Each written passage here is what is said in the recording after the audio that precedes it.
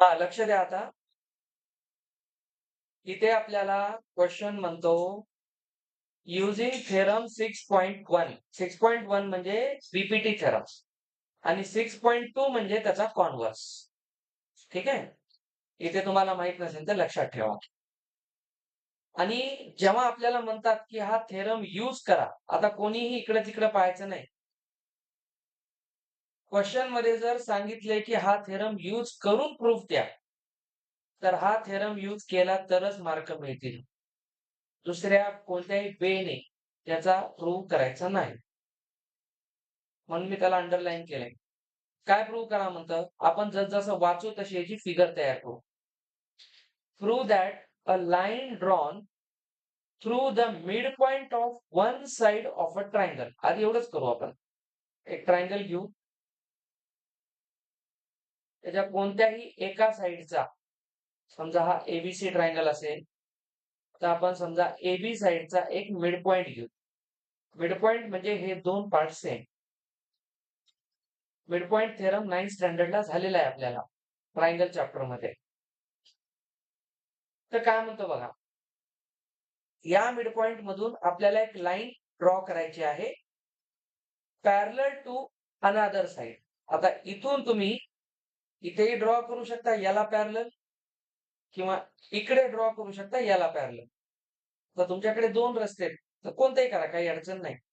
जर मी असं म्हटलं की मी या पद्धतीने ड्रॉ केलं जे ह्याला पॅरलल आहे आणि इथे एक पॉइंट घेतला क्यू, तर काय म्हणतो बघा, parallel to the another side, parallel to the another side bisects the third side.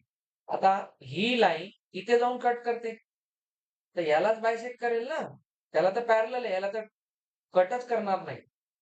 तर याचा अर्थ असा आहे, आपल्याला प्रूव्ह करायचा आहे की क्यू हा एसीचा मिड पॉइंट आहे.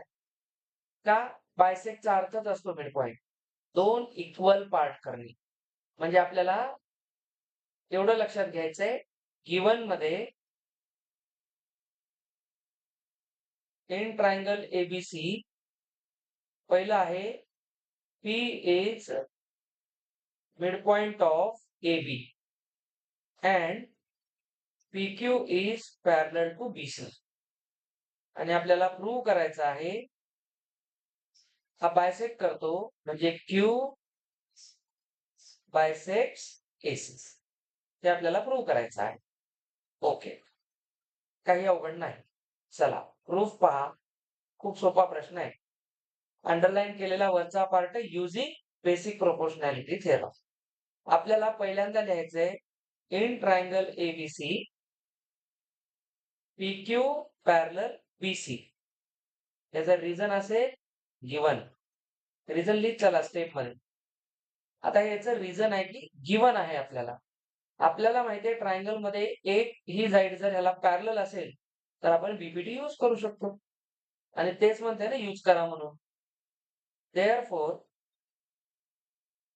बाय बीपीटी आपण म्हणू शकतो एपी इज टू पीबी हा रेशो इक्वल होईल AQ इज टू QC. आता महत्वाची गोष्ट, याला द्या 1 नंबर. बट हा बट फार महत्वाचा आहे. P is mid point of AB. त्याचे रिझन काय देणार तुम्ही? गिवन. तर P जर मिड पॉइंट आहे तर AP आणि PB सेम व्हायला पाहिजे. तर आपण असं म्हणू शकतो की AP इक्वल्स PB. आणि जर दोन सेम लेंथचे सेगमेंट्स असतील तर त्यांचा रेशो 1:1 येणार. म्हणून आपण इथे म्हणू शकतो AP is to PB is 1:1. आणि इथे तुम्ही द्या 2 नंबर.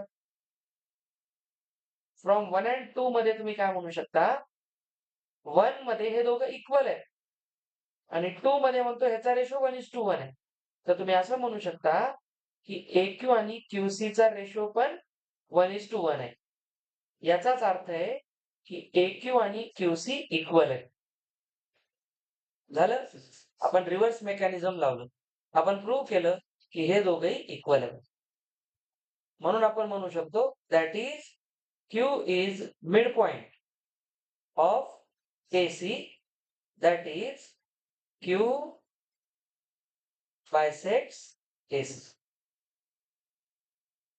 अशा पद्धतीने याचं प्रूफ द्यायचं. This is the perfect method to write in exam.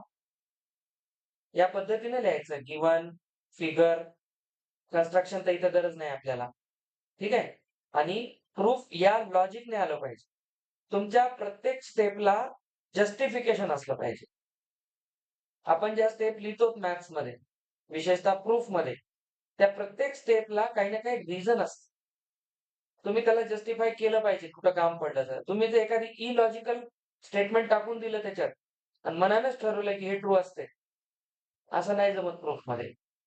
म्हणून आता याच्यातली तुम्ही कोणतीही लाईन घ्या प्रूफ मधली, त्याचं काही ना काही रिझन फिक्स आहे प्रत्येक ठिकाणी, आणि म्हणून हे लॉजिकल प्रूफ आहे. आपण 6.1 वापरला, जिथं आपण लिहिलं बाय बीपीटी, तो 6.1 चा यूज होता. चला, कळलं हे कसं करतात. नेक्स्ट, ज्यांना जमलं असेल त्यांनी या पद्धतीने लिहा, ज्यांना जमलं नसेल त्यांनी हे लक्षात ठेवा. आता हा त्याचाच भाऊ आहे, थोडीशी आयडिया तुम्हाला येईल. आता काय म्हणतो तो, युजिंग थेरम 6.2. 6.2 वापरा याचा अर्थ आहे कॉन्व्हर्स वापरा. कॉन्व्हर्स यूज करायचा इथे. कॉन्व्हर्सचा अर्थ काय असतो, रेशो दिलेला आहे, साइड पॅरलल दाखवणे. आता आपण मागे काय केलं, पॅरलल वरून रेशो घेतला होता, इथं उलट जायचंय. आता काय म्हणतो, prove that the line joining the mid points of any two sides. Mid points म्हणजे आता दोन्हीचेही मिड पॉइंट आहेत, मागे एकाचाच मिड पॉइंट होता. फरक लक्षात घ्या क्वेश्चन मधला. तर समजा आपण हा ट्रायंगल घेतला, अरे त्याला थंडी वाजायली.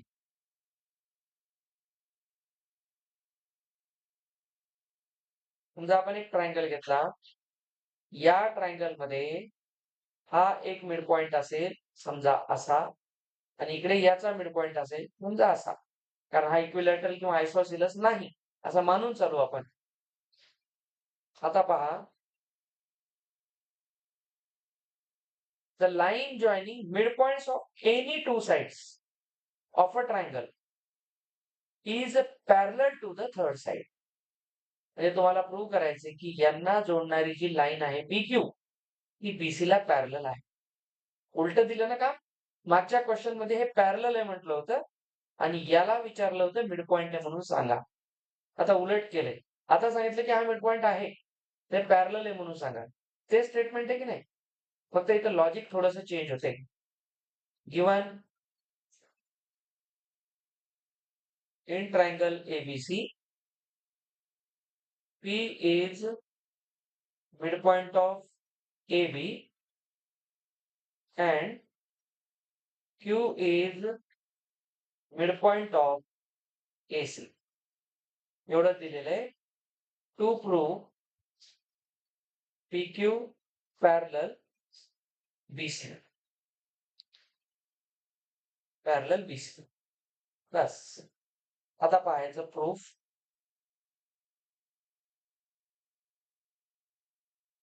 पहा, पहिल्यांदा घ्या, P is midpoint of AB. It is given, हे दिलेलं आहे. याचा अर्थ काय होतो, AP आणि PB यांचा रेशो 1:1 होईल. दोन्ही सेम आहेत ना, आताच आपण केलं होतं. Also Q is midpoint of AC, हे पण गिवन आहे. तर इथं आपण म्हणू शकतो AQ is to QC is also 1:1. तर दोघांचा रेशो सेम आहे. तर फ्रॉम 1 and 2 आपण म्हणू शकतो की AP is to PB हा ratio AQ is to QC ला इक्वल आहे. आता रेशो इक्वल असतात तर कॉन्व्हर्स काय सांगतो, पॅरलल असं. 6.2 वापरणे म्हणजे कॉन्व्हर्स. समजलं. So by the converse of BPT, PQ parallel BC. समजले? हे दोन्ही थेरम एक्झाम मध्ये विचारले जातात. यातला एखादा प्रश्न येऊ शकतो. लकी येत आला तर 2-3 मार्काला आला तर चांगलाच आहे. या स्टेपनं लिहायचं. माझा इंटरेस्ट ते उत्तर काय आहे ते तर महत्वाचं आहे, नो प्रॉब्लेम. पण तुम्ही त्याला मांडता कसं हे महत्वाचं आहे. तुमचे लॉजिकल स्टेप तिथे दिसल्या पाहिजे. चला नेक्स्ट मध्ये 9th क्वेश्चनला बऱ्याच जणांची अडचण होऊ शकते. 9th आला की थोडीशी आयडिया येते 10th ची. 9th जमला का कोणाला? अर्धा जमून काय फायदा नाही. चला पाहूया. चांगली गोष्ट आहे. पूर्ण जमला तर व्हेरी गुड. आता इथं म्हणतं की एबीसीडी इज अ ट्रॅपेझियम आहे आपल्याकडे.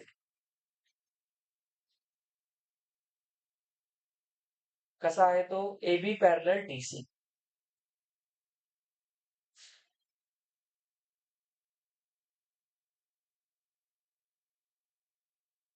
हे पॅरलल आहेत. and its diagonals intersect each other at the point O. आता कोणी म्हणणार का डायगोनल्स म्हणजे काय? हे जे डायगोनल असेल ही दुसरी डायगोनल असेल. या दोन डायगोनल्स इथे O मध्ये इंटरसेक्ट होतात. ठीक आहे. चला given quadrilateral ABCD is a trapezium. ट्रॅपेझियमचं अजून एक नाव असतं माहितीये? ट्रॅपेझॉइड. त्याला ट्रॅपेझॉइड पण म्हणतात. ट्रॅपेझॉइड त्याला US मध्ये म्हणतात. आपल्या इकडच्या इंग्लिशमध्ये ट्रॅपेझियम म्हणतात. तुम्ही जर अमेरिकेचा, कॅनडाचा सिलेबस पाहिला तर तिथल्या बुक्समध्ये त्याला ट्रॅपेझॉइड नाव आहे, ट्रॅपेझियम नाही. तर हे ट्रॅपेझियम झालं. आता बघा अजून काय सांगितलेलं आहे? AB parallel DC. दोनच गोष्टी दिल्या आणि मग आपल्याला प्रूफ द्यायचं आहे. चॅप्टर सुरू आहे ट्रायंगल्स, कॉन्सेप्ट आहे बीपीटी. तर काही उडून ताणून इथं बीपीटी यूज करायचं, एवढंच करायचं. तर याचं म्हणणं आहे की AO एंड BO का रेशियो इक्वल बताओ CO एंड DO को. चला त्याच्यासाठी आपण एक काम करू, एक कन्स्ट्रक्शन करू. इथून एक पण पॅरलल लाईन काढू, लेट्स से P. मला एकच पॉइंट पाहिजे, पुढे जायची गरज नाही. ही कन्स्ट्रक्शन तुम्ही पुढे एक्सटेंड करू शकता. तुम्ही या ट्रायंगल मध्ये येऊ शकता. आता मला पाहिल्याबरोबर दोन ट्रायंगल असे दिसतात. माझा कन्सर्न कोणासोबत आहे? AO, BO, CO आणि DO. ठीक आहे. कोणत्याही दोन ट्रायंगल सोबत आपण काम करू शकतो. Construction. Draw PO parallel DC. ठीक आहे. PO parallel DC. बघा PO मी DC ला पॅरलल काढला. ही कन्स्ट्रक्शन आहे. कन्स्ट्रक्शनचाच पार्ट मेन आहे या क्वेश्चन मध्ये. तिथं तुमचं लक्ष जास्त पाहिजे. And P lies on AD. हे पण लिहायचं. P आहे नेमका कुठं? P इकडे पण असू शकतो ना एखाद्या वेळेस. तर P ची पण पोझिशन फिक्स ठेवा. ते लिहायचं. आता आपण प्रूफ कडे येऊ. थोडस समजून घ्या, प्रूफ इंटरेस्टिंग आहे. आपण पहिल्यांदा ट्रायंगल घेऊ ADC मोठा. जिथे पॅरलल लाईन आहे तेवढ्याचा विचार करा. बघा in triangle ADC PO parallel DC. This is by construction. तर मग आपण बीपीटी लावू शकतो. पॅरलल लाईन आली म्हणजे by BPT AP is to PD, AO is to OC. Okay. आता घ्या इन ट्रायंगल, इकडे या DAB किंवा ADB. इथं थोडस लक्ष द्या. PO parallel AB. सर हे तर दिलंच नाही. गरज नाही. पॅरललोग्राम आहे, सॉरी ट्रॅपेझियम आहे. तर ऑलरेडी AB DC ला पॅरलल आहे. तर AB हा DC चा सख्खा भाऊ आहे. दोघेही मेल आहेत. एक लॉजिकचा प्रश्न आहे रिलेशन्स मध्ये 11वीला. ए हा बी चा भाऊ आहे, तर बी हा सी चा भाऊ आहे, तर ए हा सी चा भाऊ असेल का? बहीण असू शकते ना. रिलेशन्स म्हणून समजून घ्या मी काय बोलायला. 11वीचा प्रश्न म्हणल्यावर काय पहिलीच्या लेकरासारखा विचारेल काय? डोकं लावायला शिका. एक गोष्ट, ए ऑलरेडी कोणाला पॅरलल आहे? डीसी ला. गिव्हनच आहे ना. आणि आपण पीओ कोणाला पॅरलल केला? डीसी ला. म्हणजे हे दोन जर ह्याला पॅरलल असतील, तर हे दोघे एकमेकांना पॅरलल असतीलच. तर त्याला वेगळं सांगायची गरज नाही. तर हे तुम्ही बिलकुल लिहू शकता. त्याला तुम्ही असे म्हणा, गिव्हन म्हणा, काहीच अडचण नाही. गिव्हनला धरूनच कन्स्ट्रक्शन सोबत केलेलं आहे आपण. चला इथं बीपीटी लावा. इथं बीपीटी काय येईल? या ट्रायंगल मध्ये एपी पीडी. आता आपण हा ट्रायंगल घेतला, दिसतो हा ट्रायंगल. इथूनही घेऊ शकते बेटा, पुन्हा इन्व्हर्ट इंटू करायचं काम नको. AP PD, AP PD, VO OD. कसंही घ्या, मला अडचण नाही. हे झाले 2. LHS सेम करण्यासाठी मी तसं लिहिलं, बाकी काही नाही. From 1 and 2. 1 and 2 मध्ये LHS सेम तर RHS सेम. तर तुम्ही काय म्हणू शकता? AO OC is equal to BO OD. खुश होऊन हेल्स प्रूड म्हणू नका. यहाँ पे प्रॉब्लेम आता है. इथपर्यंत येतालाही प्रयत्न करू. ठीक आहे, छान. बघा, AOOC आणि BOOD, पण आपल्याला AOBO करायचं आहे. AO सोबत OC बाजूला गेलाय आणि BO सोबत OD बाजूला गेलाय. म्हणून म्हणतो 9 स्टँडर्डचे कॉम्पोनेंडो, डिव्हिडेंडो, अल्टरनेंडो, इन्व्हर्टेंडो, कॉम्पोनेंडो अँड डिव्हिडेंडो सगळं माहित पाहिजे. When two ratios are equal, then their alternandos are also equal. अल्टरनेंडोचा अर्थ असतो, नीट पहा, दोघांच्या न्यूमरेटरचा रेशो आणि डिनॉमिनेटरचा रेशो इक्वल असतो. इथं तुम्ही लिहू शकता बाय अल्टरनेटिंग. अल्टरनेंडो आता नाव देऊ नका, तुमच्या ह्याच्यात नाहीये. मी काल इन्व्हर्टिंग लिहिलं, आठवते? तसं अल्टरनेटिंग मध्ये तुम्ही बिलकुल म्हणू शकता एओ सोबत कोणाचा रेशो घ्या? बीओचा. आणि ओसी सोबत कोणाचाही? ओडीचा. दिस इज युअर आन्सर. त्याचं तुम्हाला एक रिझन देतो, नीट समजून घ्या. 4:8, 5:10 ला सेम आहे. बघा, दोघं 1/2 आहेत ना. मी जर तुम्हाला म्हणलं 4:5 आणि 8:10 हा पण सेम होईल. बघा, मी अल्टरनेटिव्ह केलं, अल्टरनेट केलं, न्यूमरेटरचा आणि डिनॉमिनेटरचा रेशो घेतला. रेशो सेम आहे तर क्रॉस मल्टिप्लाय सेम यायला पाहिजे. यायले का? नाही यायले? हा, इकडे 40-40 यायले, इकडे बघा 40-40च आहे. त्याला म्हणतात अल्टरनेटिव्ह. सर, याला अल्टरनेटिव्ह का म्हणतात? थोडस लक्ष देऊन पहा मी काय करतो. इथे कोण होता? 8. इथे कोण होता? 5. फक्त जागा बदलली, 8 ला 5, 5 ला 8 दिला. दोघांची जागा अल्टरनेट केली, म्हणून ह्याला अल्टरनेटिव्ह म्हणतात.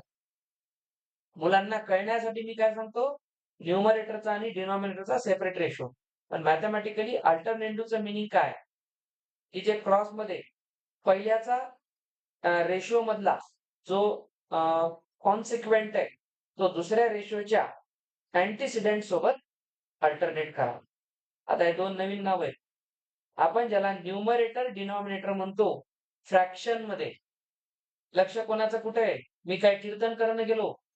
सगळ्यांचं लक्ष इकडे पाहिजे. लक्षात घ्या, आपण जेव्हा 7:5 ला जेव्हा मी फ्रॅक्शन म्हणेल, तेव्हा मी याला न्यूमरेटर आणि याला डिनॉमिनेटर म्हणतो. पण 7:5 जर काय असेल रेशो, तर याला न्यूमरेटर डिनॉमिनेटर म्हणत नाही. रेशो मध्ये न्यूमरेटरच्या टर्मला अँटीसिडेंट म्हणतात आणि डिनॉमिनेटरला कॉन्सिक्वेंट म्हणतात.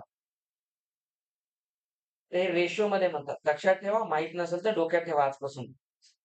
तुम्हाला कळायसाठी म्हणायसाठी एनडी म्हणू शकता तुम्ही, न्यूमरेटर डिनॉमिनेटर, पण ह्याचे ऍक्च्युअल नाव असतात. रेशो मध्ये त्याला, याला मराठीमध्ये म्हणजे संस्कृत मध्ये पूर्व पद म्हणतात आणि याला उत्तर पद म्हणतात. मराठीत त्याचं नाव असं आहे. ठीक आहे. तर या क्वेश्चन मध्ये ही मेन गोष्ट होती, तर आपल्याला ती लक्षात ठेवायची होती. समजलं? आता मी थोडासा वेळ देतो, 10th ला ट्राय करा. सेमच आहे म्हणू नका. मी नाही सोडवणार, तुम्हीच सोडवायचं. आज नाही जमलं उद्या करायचं, पण करायचं. वेळ देतो 3 मिनिटं. फक्त ऐका 2 मिनिटं. आज सर बायो घेणार आहेत ना आता. चला लक्ष द्या. यानंतरचा जो आपला कॉन्सेप्ट आहे,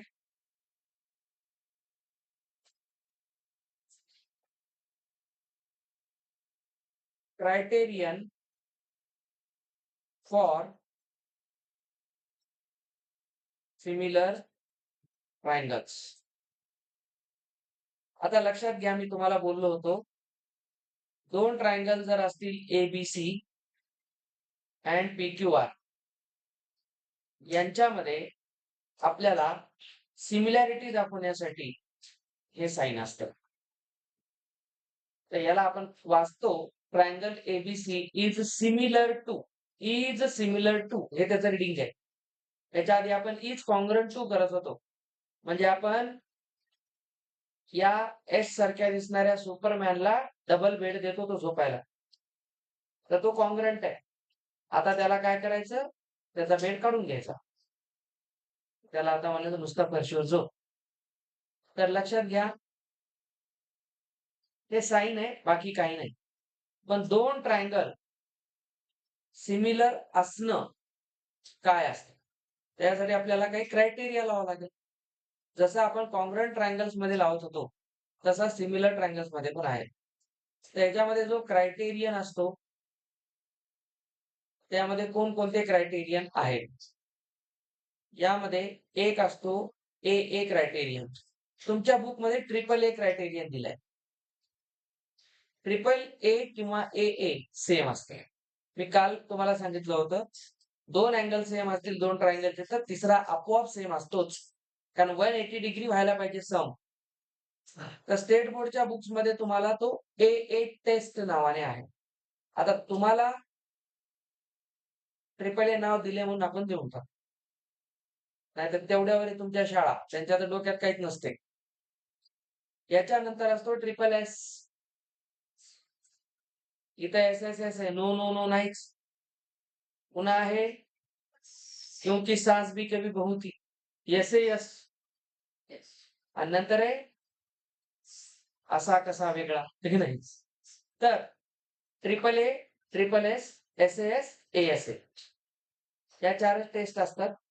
यातली ही इंटरेस्टिंग आहे बघा. इथे प्रत्येक ठिकाणी 3 प्रूफ द्यावं लागतात. 3 पद्धतीचे तुम्हाला पेअर्स बनवावं लागतात. पण या टेस्ट मध्ये 2 आले तरी तिसरं पुरेसं असतं. ठीक आहे, तुमच्या बुक मध्ये त्याचं नाव ट्रिपल ए दिले, आपण ट्रिपल ए ठेवू, काही अडचण नाही. तर याचं नावच आहे angle angle angle test, side side side test. इथे angle between two sides. S ला जर तुम्ही पुढे चालून एस म्हणलात तरी बरोबर आहे, SSA म्हणलात तरी बरोबर आहे. नाही तर म्हणतात ह्या वेगळ्या क्रायटेरिया आहेत का, ते तेच आहे. त्याच नावाला मागे पुढं, फक्त पाहिलो काय आपण, दोन साइड एक अँगल. ठीक आहे, तेच असतात ते. फक्त हे नाव देताना कसं दिलेलं असतं, दोन साइडच्या मध्ये इन्क्लुडेड अँगल. म्हणजे त्यांचं म्हणणं, आपण एखाद्या ट्रायंगलचे तिन्ही अँगल दुसऱ्यासोबत कॉन्ग्रंट दाखवले, तर तो ट्रिपल ए क्रायटेरियाने सिमिलर होतो. यामध्ये आपण काय करतो, समजा यांच्या वेगवेगळ्या साइड्स आहेत, त्या दुसऱ्याच्या याच करस्पॉन्डिंग साइडला इक्वल दाखवले, कॉन्ग्रंट, इक्वल म्हणजे कॉन्ग्रंट दाखवले, तर ट्रिपल एस ने ते सिमिलर होतात. त्यानंतर इथे काय सांगितलेलं आहे, दोन साइडच्या मध्ये इन्क्लुडेड अँगल, लाईक दिस. या दोन साइडच्या मधला इन्क्लुडेड अँगल आहे, त्याला SAS क्रायटेरियन म्हणून.